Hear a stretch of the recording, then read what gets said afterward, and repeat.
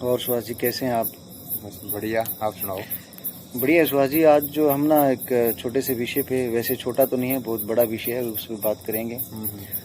और विषय ऐसा है कि जैसे स्पीक लेस लिसन मोर, इसका टॉपिक है कि सुनो जो है वो ज़्यादा, लेकिन बोलो कम कम। कम बोलो। और ये एक ऐसी कला है जो व्यक्ति के अंदर होनी चाहिए, और ऐसी कला है जो आपकी ज़िंदगी में बड़ा इम्प्रूवमेंट लेके आती है, हर फील्ड के अंदर बड़ी काम आती है। और जब हम दूसरे व्यक्ति को जो सुनते हैं ना, तो उससे हम बहुत सारी चीज़ें सीखते हैं।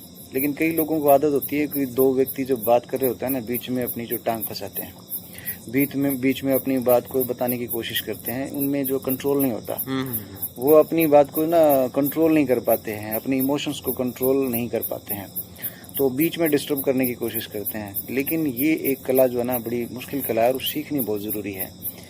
क्योंकि जब हम दूसरों को सुनते हैं ना, जब सुनते हैं तो बहुत सारे आइडियाज़ जो है, बहुत सारी नॉलेज दूसरों से हम ग्रहण करते हैं, और इससे बड़ी कला शायद नहीं हो सकती है। बिल्कुल बिल्कुल।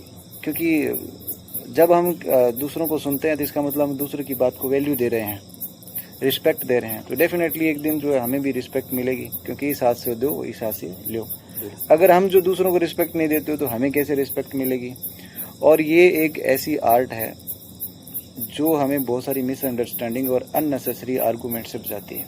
बहुत सारे लड़ाई झगड़े होते हैं, इस वजह से लोग बीच में ही लग जाते हैं अपना, तो वो मतलब गुस्सा बढ़ाता है या फिर मतलब लड़ाई झगड़े को बढ़ा देता है। लेकिन ये कला अगर व्यक्ति को आ जाए तो बहुत सारी मिसअंडरस्टैंडिंग और बहुत सारा जो है ना अननेसेसरी आर्गूमेंट से आदमी बच सकता है। लेकिन लोग जो लगे हुए हैं इसमें, और बहुत सारे अब आजकल देखें स्कूलों में छोटे छोटे बच्चे जो है, उनको जो है ये चीज़ें आती नहीं हैं। तो बहुत ही ज़रूरी है इस कला को सीखना। और ये कला ऐसी है, कहने का मतलब इसका निचोड़ यही है कि जब व्यक्ति बोलता है तो बोलने से पहले अपने शब्दों को देखना चाहिए कि मैं किस तरह के वर्ड्स को यूज़ कर रहा हूँ।